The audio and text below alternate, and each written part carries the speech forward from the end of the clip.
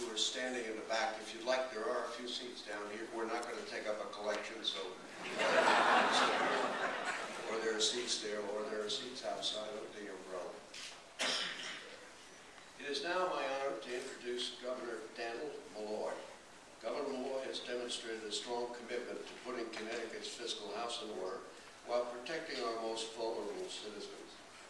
He is a strong proponent of the development of new affordable housing and the job creation it produces in order to stimulate our Connecticut economic engine. As we sit here, our legislative delegate, who cannot be with us today, is in session in Hartford deliberating over the governor's new housing agenda. Clearly, Governor Malloy walks the walk and on the importance of affordable housing. We thank the governor for being with us today to share in our pride to break ground of Phase 1 of Wilton Commons. I give you Governor Daniel Malloy.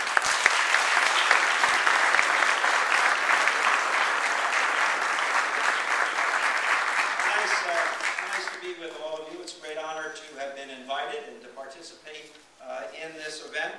Actually, I see so many people who I worked with in Stamford, in Stamford government, some people I grew up with in the room in Stamford, and many of the not-for-profit providers of housing opportunities are also represented here. And Mutual Housing, one of the organizations that I did important early work with on the issue of affordable housing, obviously is your developer, and great to be with them as well.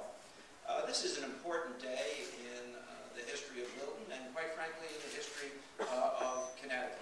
For far too long, we turned our back on developing affordable housing that would allow citizens of communities to remain in their community when they grew old. It simply did not make sense. And yet there were too few communities willing to step forward and tackle that particular issue. And then, of course, what happened in state government is we stopped developing housing and putting our own money into it, mostly relying on federal money.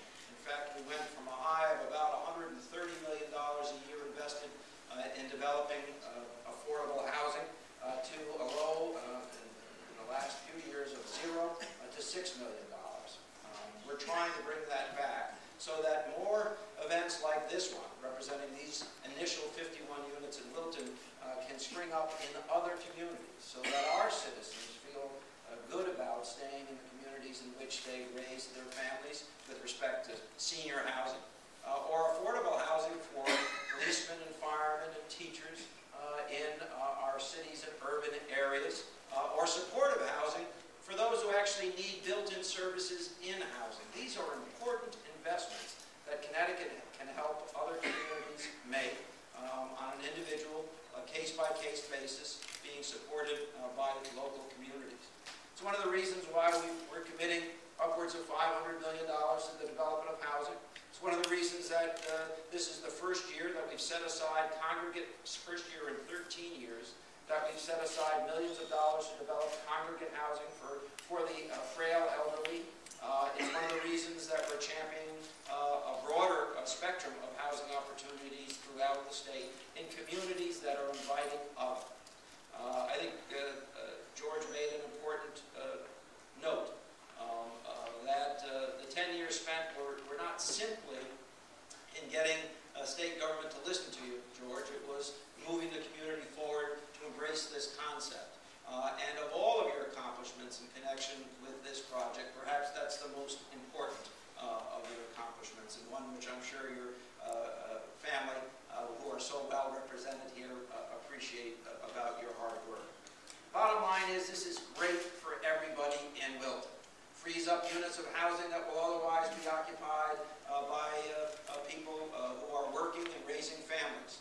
Frees up opportunities for our senior citizens to remain in the community and enjoy all that they have invested in over such a long period of time. Great for the people who will work on this project over the next year and in the future phase, for the job opportunities and the training opportunities that it presents to them. This is, after all, a win-win-win for Wilton and for the state of Connecticut, and I could not have possibly missed the opportunity to celebrate with you this wonderful event and the perseverance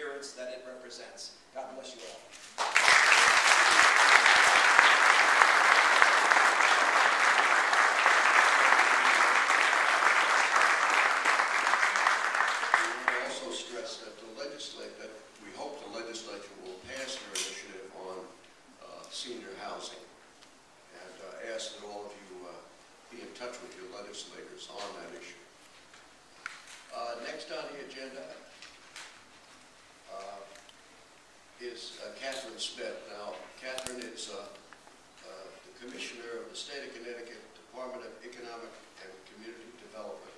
And I can tell you that the track worn between Wilton and that office in Rocky Hill is well worn, as we've been going back and forth there for the last 7 or 8 years.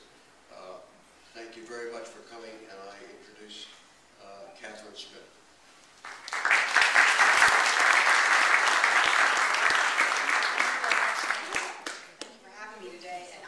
Today representing not just the Department of Economic and Community Development, which is a party to this transaction, but also the Connecticut Housing and Finance Authority, which I have the privilege to chair.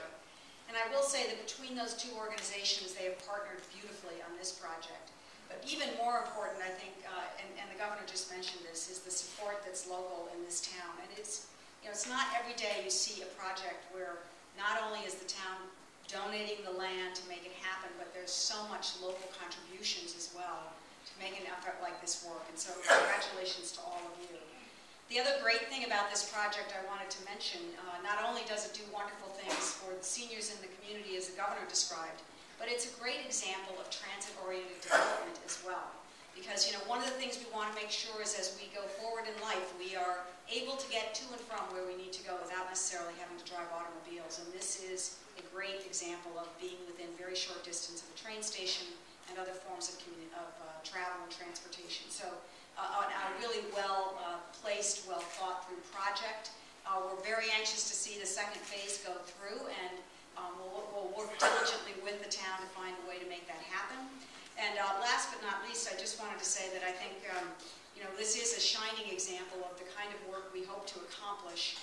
So far, since the governor came into office, he mentioned that there's more than $500 million that are being set aside over the next several years to really get at upgrading our housing efforts. To date, we, through the Department of Economic and Community Development, have invested about $60 million of that into projects, including this project. And we have leveraged in another $200 million from the federal government, from local governments, and from private donations. And so we're just at the beginning of making a great impact with the money that we hope to see come from the legislature. So congratulations on this project, and again, we look forward to working